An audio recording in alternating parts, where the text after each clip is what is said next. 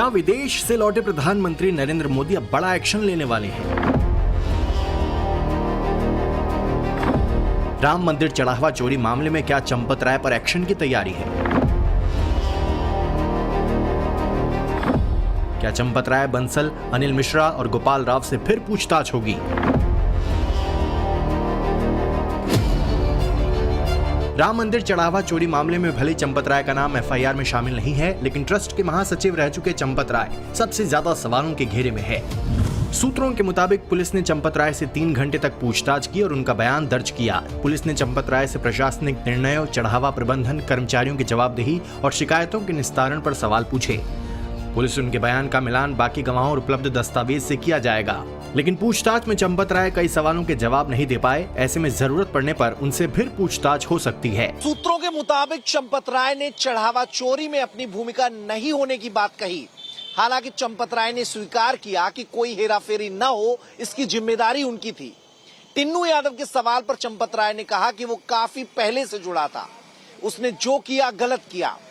चंपत राय ने पूछताछ के दौरान अनिल मिश्रा और गोपाल राव का भी जिक्र किया।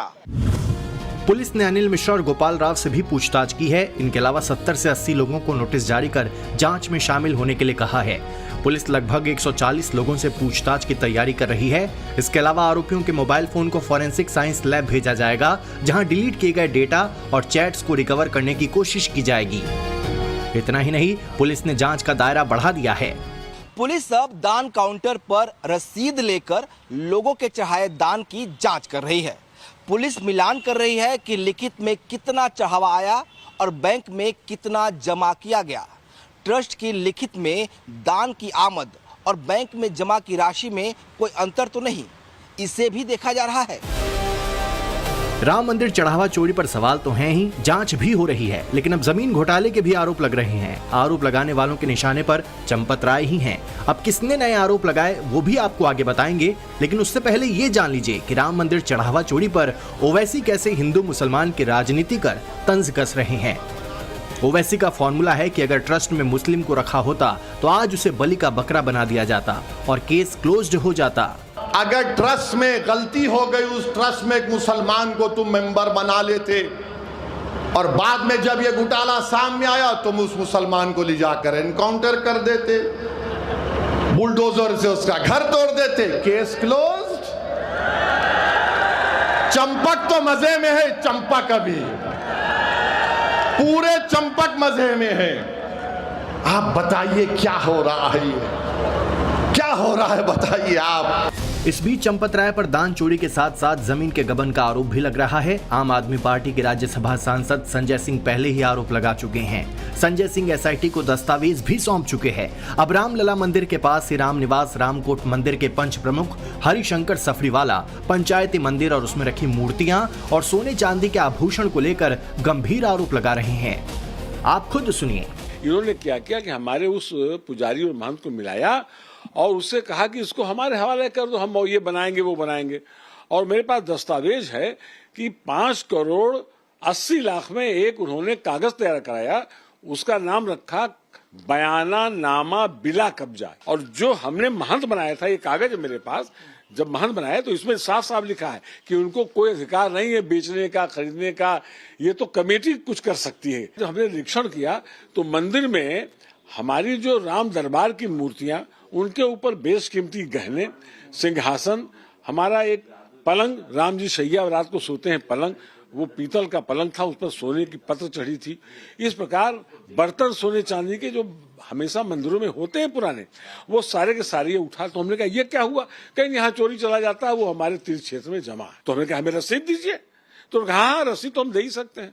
हमको महीने 2 महीने रसीद लिए दौड़ाया। अंत में एक दिन उनके सब गुंडे खड़े थे, ए भाई इनको भगाओ, रोज हमारा परेशान किए हैं। हरिशंकर सफरीवाला का आरोप है कि उन्हें आज तक वो रसीद नहीं मिली। उन्होंने पुलिस में भी शिकायत की, लेकिन कोई समाधान नहीं हुआ और अब मंदिर में दर्शन के बाद उन्हें वहां से भगा दिया जाता है। ऐसा ही आरोप चढ़ावा चोरी को लेकर सबसे पहले सवाल उठाने वाले समाजवादी पार्टी के पूर्व विधायक पवन पांडे भी लगा रहे हैं। पवन पांडे ने चंपत राय पर जमीन घोटाले का बड़ा आरोप लगाया है। 1-2 करोड़ की जमीन को आप 30 करोड़, 35 करोड़, 45 करोड़ में ले रहे हैं। क्या आपने ट्रस्ट के लोगों की कोई मीटिंग की? क्या ट्रस्ट के लोगों को बुला करके कोई मिनट पास किया? तो कह रहा हूं उस बात को जी कि चंपत राय जी ने जितनी रजिस्ट्रियां कराई सबकी जांच होनी चाहिए। कैसी रजिस्ट्रियां? जितनी राम मंदिर तीर्थ क्षेत्र ट्रस्ट को जितनी भी रजिस्ट्रियां हुई हैं सबकी जांच होनी चाहिए और सारे तथ्य बाहर आना चाहिए। जिस जमीन की मालकियत 1 करोड़ 2 करोड़ है, आप उसे 35 करोड़ में खरीद रहे हैं तो इसकी जांच नहीं होनी चाहिए? क्यों इतनी महंगी ले रहे हैं? चंपत राय एसोसिएट, अनिल मिश्रा, गोपाल राव, चंपत राय बंसल, इन सब ने मिलकर एक बड़ा घोटाला, बड़ा स्कैम किया है। चाहे वो जमीनों का है, चाहे चढ़ावा चोरी को है, इसके सबके जिम्मेदार यही हैं। इन पर FIR करना चाहिए। इस बीच कांग्रेस ने आज नया दावा कर दिया। कांग्रेस नेता सुप्रिया श्रीनेत ने किसी समाचार का हवाला देकर कहा कि चंपत राय की निजी सुरक्षा में 400 सुरक्षाकर्मी तैनात रहते थे। चंपत राय बंसल कोई महासचिव नहीं थे, वो तो पूरे राजा आदमी थे भैया। एक एजेंसी, सिक्योरिटी एजेंसी उनकी थी, 400 लोग उसमें कार्यरत थे। महीने का 1 करोड़ मतलब साल का 12 करोड़ रुपए उस सिक्योरिटी एजेंसी को दिया जाता था। वो सिक्योरिटी एजेंसी बीजेपी के एक्स MP बिहार के कोई है, उनकी सिक्योरिटी एजेंसी है। 400 निजी कर्मी, सुरक्षा कर्मी उस मंदिर में चंपत राय की सुरक्षा करते थे। ये आरोप कांग्रेस के हैं। ऐसे आरोपों पर चंपत राय को जवाब देना चाहिए। आरोपों की सच्चाई क्या है, ये जनता के सामने रखना चाहिए। इस बीच चढ़ावा चोरी के आरोपी लवकुश को लेकर बड़ा खुलासा हुआ है। 12,000 की नौकरी वाला लवकुश शहादतगंज जैसे VVIP इलाके में गुपचुप कोठी बना रहा था। लगभग 2000 स्क्वायर फीट में 2 मंजिला कोठी बन रही थी। मेरे ठीक पीछे ईंट, सीमेंट और सरियों का ढांचा नहीं खड़ा है, बल्कि सवालों की एक दीवार खड़ी है जिसकी गूंज आज अयोध्या से लेकर पूरे देश में सुनाई दे रही है। 12,000 रुपए महीने कमाने वाला लवकुश मिश्रा, जो राम मंदिर ट्रस्ट में नौकरी करता था, क्या 12,000 में इस तरह का आलीशान मकान खड़ा कर पाना संभव है? लेकिन लवकुश ने किया। अपनी पत्नी सुप्रिया के नाम पर पहले जमीन ली गई और देखिए जमीन भी लगभग 2000 स्क्वायर फीट है। उस जमीन पर यह मकान का ढांचा खड़ा किया गया। हालांकि मकान अभी अधूरा है, लेकिन दिखाना अंदर से बहुत जरूरी है कि इसमें बनाया क्या गया है। देखिए ये एरिया जो लॉबी खाली छोड़ी गई है, उसके बगल में ये देखिए ये किचन बनाया गया है। इधर एक रूम है।